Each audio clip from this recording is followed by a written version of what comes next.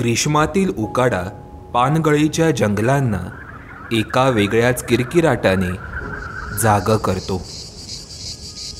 जंगलात सुरू असणाऱ्या ऊन सावलीच्या खेळाप्रमाणेच या कर्कश आवाजांचा देखील खेळ सुरू होतो. ही किरकिर संपूर्ण जंगलाला व्यापून टाकते. नीट निरीक्षण केल्यावर हा आवाज आपल्याला झाडाच्या खोडावर बसलेल्या या कीटकापर्यंत घेऊन येतो. हा कीटक आहे सिकाडा. शरीरावरील रंगसंगतीमुळे आपल्या अधिवासात बेमालूमपणे मिसळून जाणारा हा कीटक आजवर प्रकाश झोतात आलेला नाही. भारतामध्ये सिकाडाच्या जवळपास 200पेक्षा जास्त प्रजाती आढळून येतात. त्यामध्ये काही सिकाडाज हे ॲन्युअल्स असतात, तर काही सिकाडा हे पिरियॉडिकल्स असतात. सो ॲन्युअल सिकाडाज म्हणजे काय की जे दरवर्षी आपल्याला दिसून येतात. म्हणजे एखादा सिकाडा समजा एका सीझनमध्ये येतो, जसं उन्हाळ्यामध्ये दिसून येतो, तर तो नेक्स्ट इयर आपल्याला त्या उन्हाळ्यामध्ये त्याच प्रजाती दिसून येतात. पिरियॉडिकल सिकाडाचं लाईफ स्पॅन हा खूप मोठा असल्यामुळे ते 4 वर्षातनं एकदा दिसून येतात.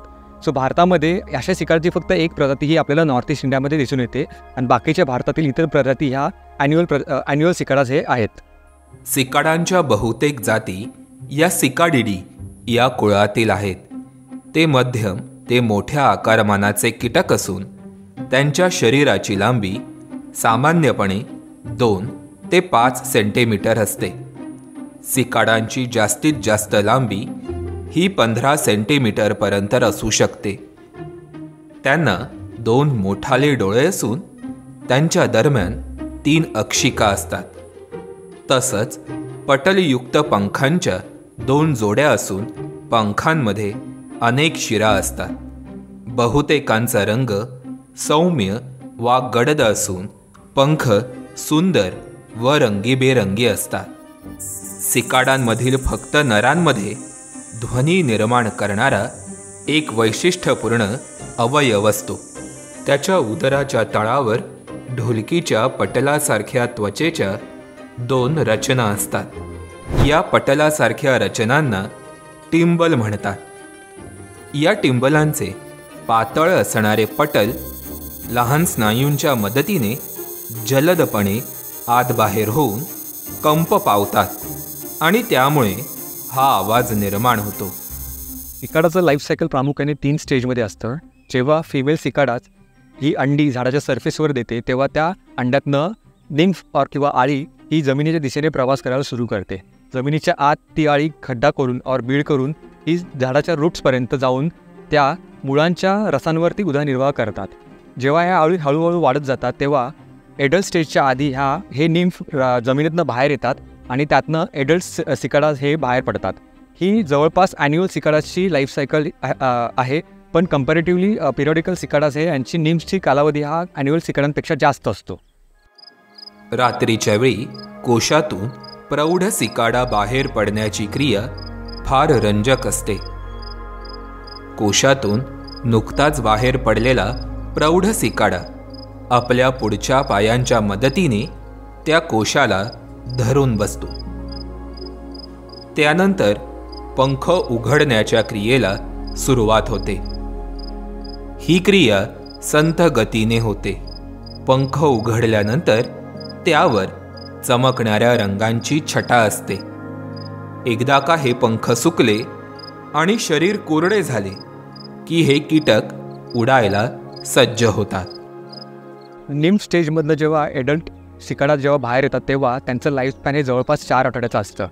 या प्रोसेसमध्ये सिकाडा हे इकोसिस्टममध्ये ॲज अ फूड सोर्स म्हणून काम करत असतात. म्हणजे काय, तर इतर पक्षी किंवा सरडे हे त्यांच्यावरती उदरनिर्वाह करत असतात. सिकाडांच्या अनेक जाती हे त्यांचे वर्तन, आवाज आणि आकार विज्ञान यांच्यातील फरकांद्वारे सहज ओळखता येतात. प्रत्येक जातीच्या नराचे ध्वनी वैशिष्ट्यपूर्ण असून ते वेगवेगळ्या कारणांसाठी देखील काढले जातात.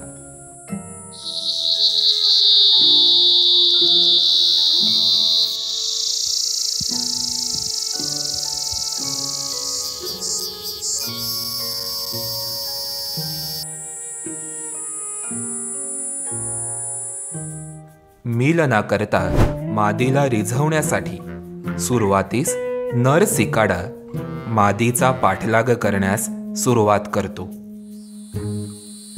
तिच्या जवळ पोहोचल्यानंतर आवाजांचा खेळ सुरू होतो. आवाज देत नर आपल्या पुढच्या पायाने मादीच्या पंखांना स्पर्श करून तिला आपल्या अस्तित्वाची जाणीव करून देतो.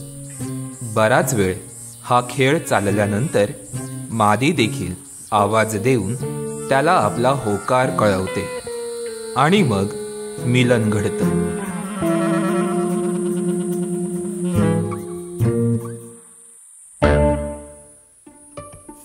सिकाडांचे नीट निरीक्षण केल्यावर हे कीटक अशा प्रकारे पाण्याचे फवारे सोडताना दिसतात. असं घडतं कारण सिकाडांचं प्रमुख अन्न हा झाडांचा रस आहे. त्यामुळे रसामधून आवश्यक ती पोषण मूल्य मिळून उर्वरित द्रव्य ते अशा प्रकारे शरीराबाहेर सोडून देतात. भारतामध्ये जवळपास 200पेक्षा जास्त सिकाडांच्या प्रजाती असल्या तरी या विषयावरती काम करणाऱ्या संशोधकांची संख्या फार कमी आहे. त्यामध्ये किरण मराठे आणि विवेक सरकार यांचा समावेश होतो. ॲज अ सिटिझन सायन्स और ॲज अ सिटिझन सायंटिस्ट आपण ह्या विषयांवरती कसं कॉन्ट्रीब्यूट करू शकतो? की जेव्हा आपण बाहेर फिरायला जातो तेव्हा आपण एखाद्या सिकाडाचा फोटो जेव्हा काढतो तेव्हा त्याची नोंद आपण सिटिझन सायन्स या पेजवरती करू शकतो. तर अशी सिटिझन सायन्सचे पेज काय आहे तर cicadas of India, Indian biodiversity portal यांचा समावेश होतो, जेणेकरून आपण ह्या माध्यमातून एक रिसर्चर लोकांना मदत करत असतो. संशोधनाच्या दृष्टीने सिकाडा हे बरेच पिछाडीवर आहेत. शिवाय त्यांचे एकूणच जीवनचक्र आणि वर्तन याविषयी हवी तशी माहिती उपलब्ध नाही. त्यामुळे सिकाडांसारख्या दुर्लक्षित कीटकांवर सखोल अभ्यास होणं गरजेचं आहे.